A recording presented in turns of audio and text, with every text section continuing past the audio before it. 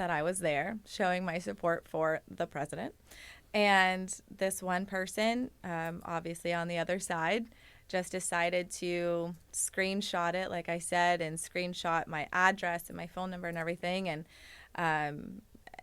the slander that went along with that. I mean, I was called a white supremacist. I was called a Klan member, a terrorist. I mean, there's over 5,000 comments on this one video.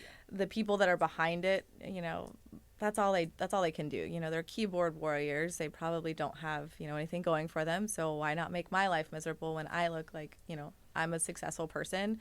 You know, why not attack? Part of that is of what we do is the merchant processing and credit card processing, basically going in and analyzing their system, and if we need to, give them a new system and eliminate their fees, things like that. So our whole basis is to put money back in the business owner's pocket, because right now, obviously in this pandemic, businesses are closing their doors left and right because they can't afford to keep their doors open. Yeah. So we're trying to help them find ways to put the money back in. Stop the bleed and then move forward to healing.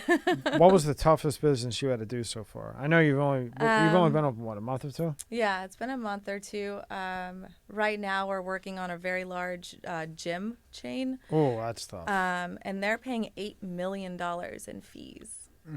$8 million. Are they open? Yeah, they're open.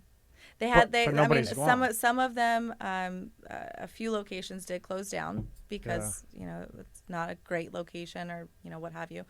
But yeah, we're going in and gonna restructure them, get them on a new POS system and everything. And if we can completely eliminate the fees, great. If not, we're gonna cut the hell out of them because they're getting so ripped off. Ovarian cancer, you had said. Yeah, a few years ago, actually. Yeah. You had it more than once. Yeah, I had it when I was younger.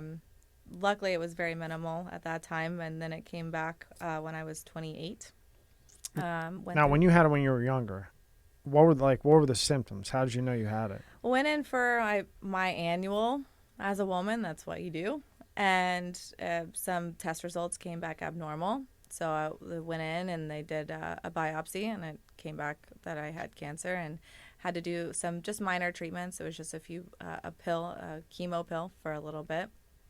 And I was in remission very quickly. Luckily, I thought that was it. I was like, cancer's no big deal. It was fine. How bad was that chemo pill, though?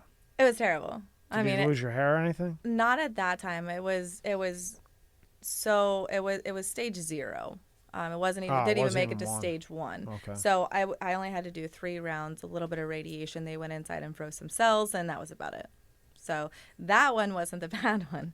The bad one came later on, and that knocked me out for a while. And that was what, 10 years later? Yeah. 9 years later. 9 years later. Yeah. And what happened with that one? I was getting some weird pain. Again, but I scheduled an actual exam. I was like, something's not right here. So I went in and they did the exam. I was like, I already know what's going on. And they did it. They called me back the same day because I was like, because I've already had it before. They sped up the testing process and everything. And they called me in and they're like, yeah, we got to start treatment right away. I did the chemo pill again because I didn't want to do, like, I read so much shit on treatments and everything. I didn't even want to do the doctor shit. I wanted to go holistic and everything, but at that point it was stage 2.